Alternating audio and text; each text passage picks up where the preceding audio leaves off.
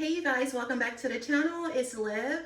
We are living in a time of chaos and confusion, something our generation has never experienced quite like this. And I need you to understand this is not an accident. More and more people are beginning to recognize that what we're facing is not just political, it's spiritual. This war is unlike the battles America has faced throughout her history, revolutionary, civil, or otherwise. Those were physical wars fought with armies and weapons, but what we are living through now is a spiritual war, fought over truth, identity, and the destiny of God's people. America, despite her flaws, has always been a nation with God's hand on it. He is in control even when we cannot make sense of what he allows. We are not supposed to understand everything. He is the all-knowing God, not us. Our job is simple: obedience and trust that all things will work together for our good and for his glory. Many of God's children have been lured away, wandering in a spiritual wilderness, unaware of who they truly are because their identity has been hidden, distorted by history, culture, and deception. Honestly, when I pray about what we're facing in America today, God keeps guiding me back to the very message that started this journey for me: birthright citizenship. To be transparent with you guys, I thought I had already said everything I needed to say on this topic, but I'm realizing there's more to uncover, and I'm choosing to be obedient and do my part. It's not just the political definition, but the spiritual truth behind it. All throughout scripture, when God made a covenant with a people, he tied it to inheritance, land, lineage, and identity. Birthright was sacred. It wasn't random. It wasn't something anyone could just claim because they crossed a border or desired the benefits. Birthright was connected to the covenant, the promise, and the suffering of the people who carried it. And I believe, based on history, on scripture, and on simple common sense, that America once understood this principle. Our ancestors paid a heavy price on this land. Their blood, labor, prayer, and suffering became part of the foundation of this nation. There is something sacred about that. But over time, that understanding was distorted. Birthright was misinterpreted.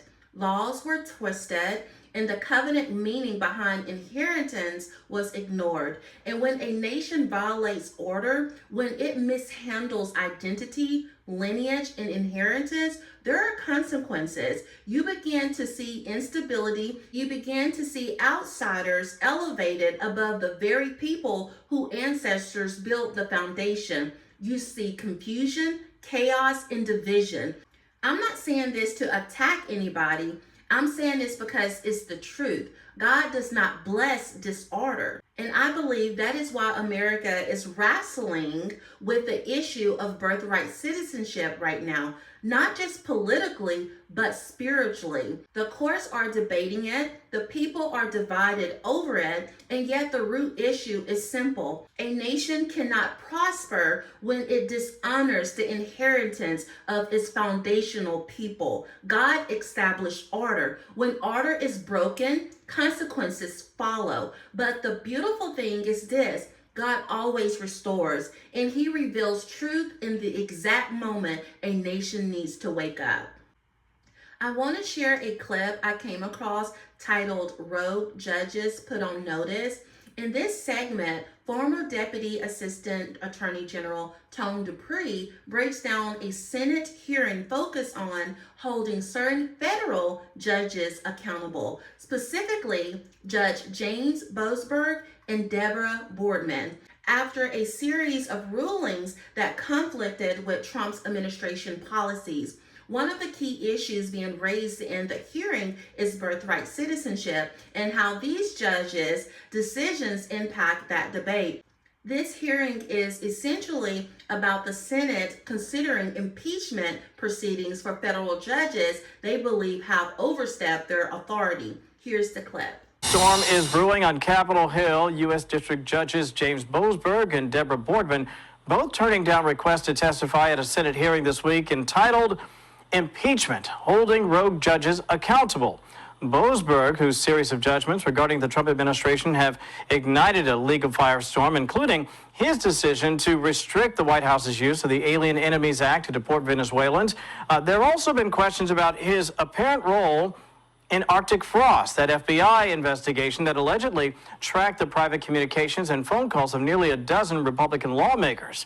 As for Boardman, well, no stranger to controversy after ruling against the administration's effort to restrict birthright citizenship. So the question is, where do things go from here? And we want to discuss all that with another great legal eagle, former Deputy Assistant Attorney General Tom Dupree. Tom, good to have you with us. I don't think I'm breaking any news by saying Judge Boasberg is legal enemy number one in many cases, especially from the Trump administration's perspective. What, if anything, do you make of his refusal to testify? I want to pause for a moment and share some background that Fox News provided on Judge James E. Boasberg. Let's take a look. He was appointed to the bench nearly 15 years ago by President Barack Obama, serving as the preceding judge on the U.S. Foreign Intelligence Surveillance Court from 2020 to 2021. He oversaw the FISA court that authorized surveillance of certain members of Trump's 2016 campaign. I believe this information helps us understand who we're really dealing with. Here's more of the clip. His refusal to testify.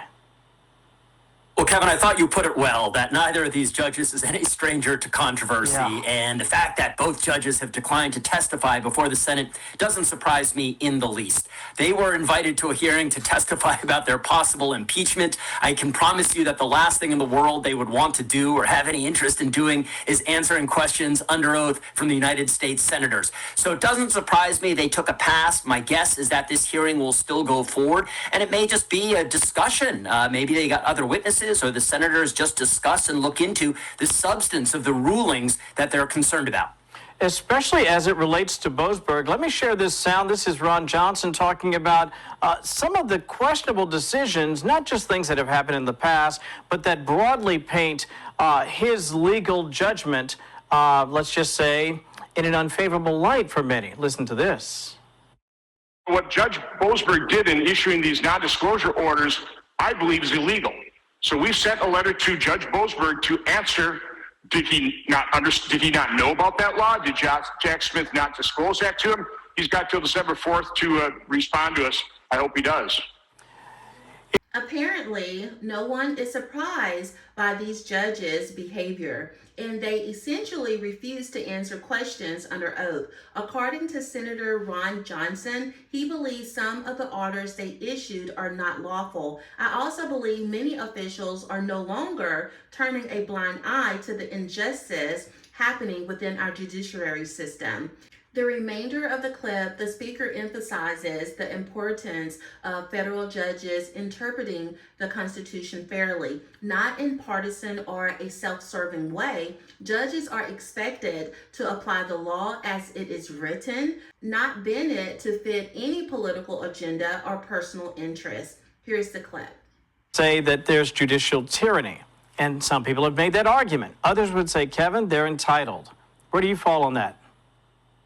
My view is that I think federal judges all have a uniform obligation to apply the law fairly, to interpret our Constitution fairly in the way that they understand it, in good faith, based on what the text of the law, what the text of the Constitution says, regardless of whatever they, the judge, might prefer as a partisan motive or a partisan outcome.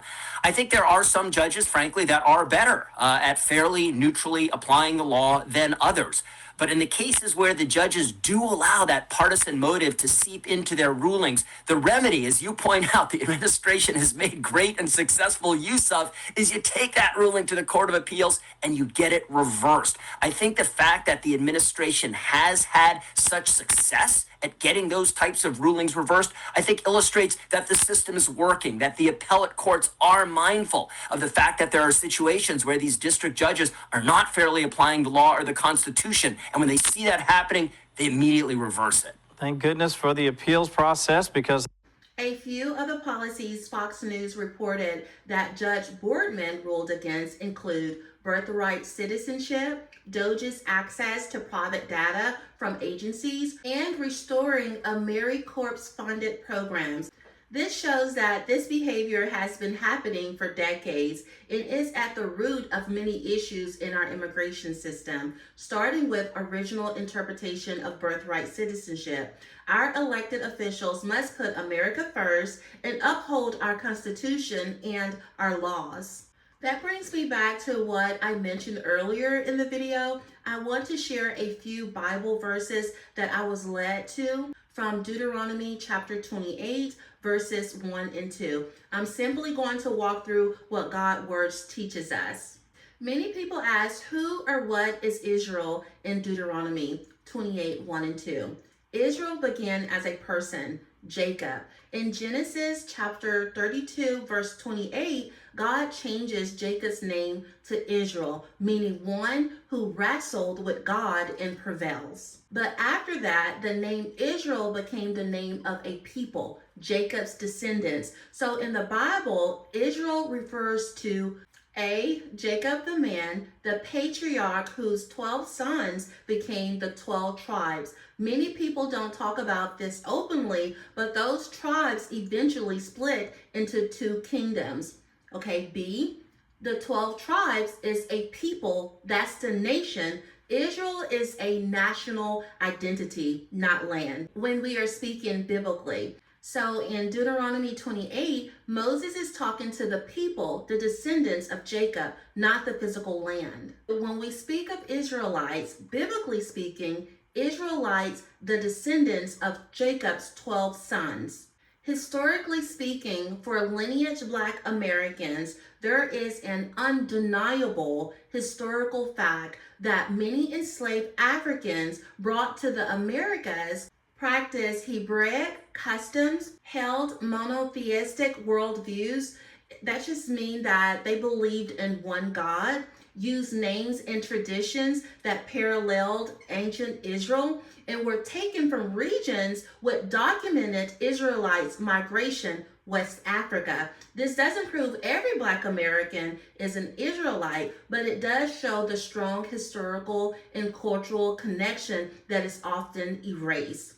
Let me say this, our ancestors knew who they were, and they didn't wait on the world to validate them. God did. What we can say with truth and confidence, Black Americans carry a deep spiritual inheritance that mirrors ancient Israel in experience, captivity, resilience, covenant, preservation, destiny. Even if people debate physical lineage, the biblical pattern fits our story more than any other on earth. Deuteronomy 28 is part of the covenant God made with his people. Verses 1 and 2 say, if you obey God fully, he will set you high above all nations and blessings will take over you. I encourage you to read the full version yourself. This teaches 3 major truths. Israel, meaning the people, was meant to be the world's example nation, not by military power, but by justice, righteousness, covenant, wisdom, moral leadership, spiritual truth. In other words, a nation defined by God's character. Their greatness was conditional. Their elevation depended on obeying God, not on race, land, skin color, or politics. The relationship, not the ethnicity, was the key. Israel's rise and fall was meant to show the world who God is. When they obeyed, blessed. When they disobeyed, oppressed, scattered, exploited. This is why so many people see parallels between Israel's story and the story of lineage Black Americans. You see displacement, captivity, generational trauma, resilience, rising again, returning to God. It's a spiritual pattern God uses throughout history. What does this mean for us today? Deuteronomy 28 teaches identity matters. Knowing who you are changes how you live. Obedience matters. Blessing is connected to alignment with God. Purpose matters. God chooses people to lead, not just survive. Greatness is inherited, but it must be walked into. Deuteronomy 28 is a covenant contract. Think of it like a spiritual contract between God and his people. Verses 1 through 14, blessings for obedience. Verses 15 through 68, curses for disobedience. This structure is exactly how ancient covenants were written. God wasn't being harsh, he was being clear, just like a parent warning a child. As for me, I'm simply an obedient daughter of God, Jesus Christ, the one and only God. He woke me up, he opened my eyes to the truth, and now I share what he taught me with his children. What you choose to do with it is entirely up to you. I encourage you to turn to God and seek truth for yourself. That's when you will discover your true identity. And once God reveals it to you, no one has the power to take it away. Let me be clear. Don't take my word for it, not your pastors or any spiritual leaders. Go to God for yourself. Thank you so much for watching. Be on the lookout for the community posts. I've seen many messages I haven't had a chance to respond to. It's not because I don't want to. It's just a matter of finding time. I want you to know that I also make myself available to many of our teens and young adults in college who seek guidance and mentorship. Please continue to pray for our children. They need us now more than ever. If you haven't already and feel led to support this channel, please subscribe, like this video, or consider joining the channel's membership. I truly appreciate you guys. I'll see you in the next video.